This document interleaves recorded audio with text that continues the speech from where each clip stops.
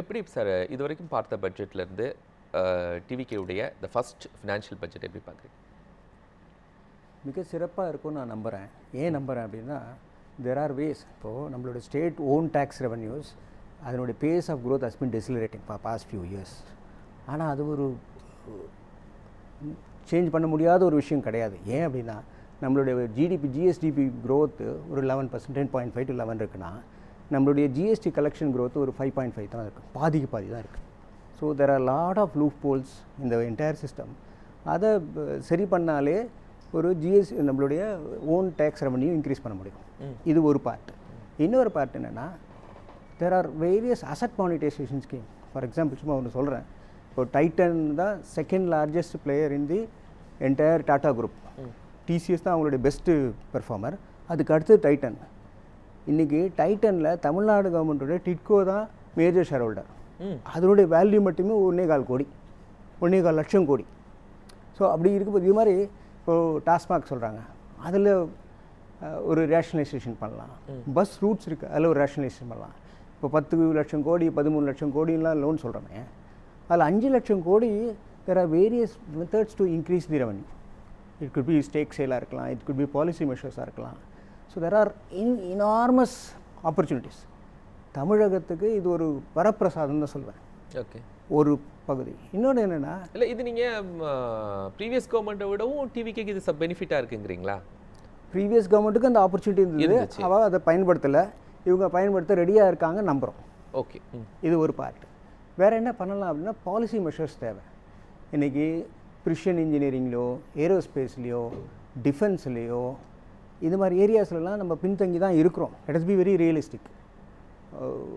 கர்நாடகாவோ மகாராஷ்டிராவோ முன்னேறின அளவுக்கு இந்த செக்மெண்ட்ஸ்லாம் தமிழகம் பெருசாக முன்னேறலை. உண்மை. ஒரு ஆவடியில் ஒரு டேங்க் ஃபேக்ட்ரி இருக்குது, பிஹெச்எல் ட்ரிச்சியில் இருக்குது. ஆனால் இதை பேஸ் பண்ணிலாம் பெரிய ஸ்கேலபிலிட்டி ப்ரைவேட் செக்டாரில் வரல. யாருமே வரலைன்னா வந்திருக்காங்க. It is not sufficient. இன்றைக்கி ஒரு பாலிசி மெஷர்ஸ் தேவை இருக்குது, ஒரு பாலிசி தேக்கமும் இருக்குது. ஃபார் எக்ஸாம்பிள், நம்ம தான் விவர் த பயனியர்ஸ், முன்னோடியாக இருந்தோம். எதில்? நம்மளுடைய விண்மில்ஸில். அதுக்கப்புறம் இப்போ சூரிய சக்தி வந்து இது ரெண்டுத்துலேயும் இப்போ பின்தங்கி இருக்கிறோம். We were the largest installed capacity for windmills ஒரு காலத்தில். இப்போ கிடையாது. ரீசன்ஸ் அதான் அது சொல்ல வரேன். இன்றைக்கி இப்போது இந்த கவர்மெண்ட் வந்த பிறகு தேர் இஸ் நோ ஒரு அப்ரூவலும் கொடுக்கல இது வரைக்கும் சோலார் கெப்பாசிட்டி போடுறதுக்கு. என்ன சொன்னாங்க? நாங்கள் லஞ்சம் வாங்க மாட்டோம். Very good. வேலையும் செய்ய மாட்டோம். அதுதான் சிக்கல். Present government. Yes, I'm putting it black and white.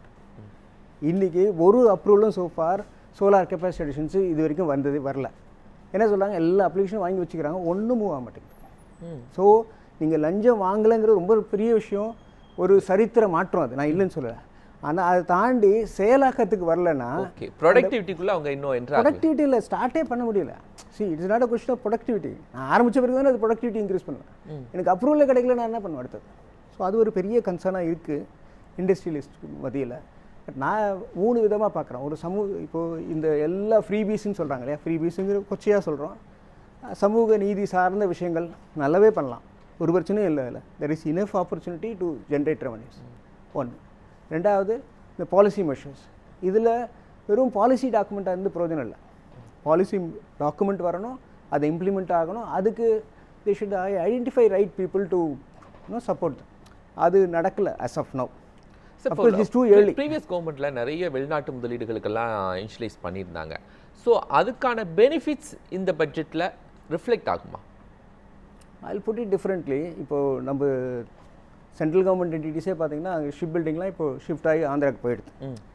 Foreign முதலீடு வரப்போகுது ஷிப் பில்டிங்கில், அது நான் இல்லைன்னு சொல்லலை. So that is a structural ஆட்டங்கண்டு இருக்குது start with. But it's too early. Let us not pass any judgement. நிறைய நடக்க வாய்ப்பு இருக்குது. அதுக்கான முனைப்பு இண்டஸ்ட்ரியலிஸ்ட்டு இருக்குது. பாலிசிஸ் ஸ்டேட்மெண்ட்டாக மட்டும் இல்லாமல் அதை இம்ப்ளிமெண்டேஷன் ஸ்டேஜுக்கும் கவர்மெண்ட் கொண்டு போச்சுன்னா தெர் ஆர் இனஃப் ஆப்பர்ச்சுனிட்டி. பார்த்தா சொல்கிறேன், 10-11% க்ரோத் இன் ஜிடிபி எத்தனை மாநிலத்துக்கு இருக்குது. ஆனால் that is not translating into GST collections. ஒரு 5% தான் இருக்குது. அதில் பாதிக்கு பாதி தான் ஜிஎஸ்டி கலெக்ஷனாக வருது. ஸோ அதை சரி பண்ணலாம். Lot of other own revenues, non tax own ரெவன்யூஸும் நிறைய இம்ப்ரூவ் பண்ண முடியும். அது இல்லாமல் நான் சொன்ன மாதிரி பஸ் ரூட்டாக இருக்கலாம், இல்லை டாஸ்மாகோட ரீஸ்ட்ரக்சரிங்காக இருக்கலாம், இல்லை lot of stake sale in various listed கம்பெனிஸாக இருக்கலாம். Opportunities to raise funds are enormous, அதில் டவுட்டே கிடையாது. It is not that we are constrained by நம்மளுடைய டெட்டு ஜாஸ்தி ஆகிட்டே இருக்குது, உண்மைதான். But it is well within limits. பேசுவோம் கந்தசாமி வேணுகோபால் சார். அந்த ஸ்கீம்ஸ் எல்லாம் இந்த முறையே கொடுக்குற அளவுக்கு இன்னும் நம்ம நிறைய கடன் வாங்கி செய்யணும் அப்படிங்கிற ஒரு தேவை இருக்குது. அதுக்கு முனைவாங்களா, இல்லை இருக்கிற பட்ஜெட்டில் வச்சு நம்ம என்ன பண்ணிக்கலாம், ஸ்கீம்ஸை இம்ப்ளிமெண்ட் பண்ணிக்கலாம்னு நினைப்பாங்களா?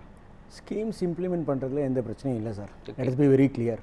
There are enough opportunities. Revenue க்ரோத்துக்கான ஆப்பர்ச்சுனிட்டியும் இருக்குது. எனோஜ் ஃபண்ட் இருக்கா? Enormous opportunities. ஓகே.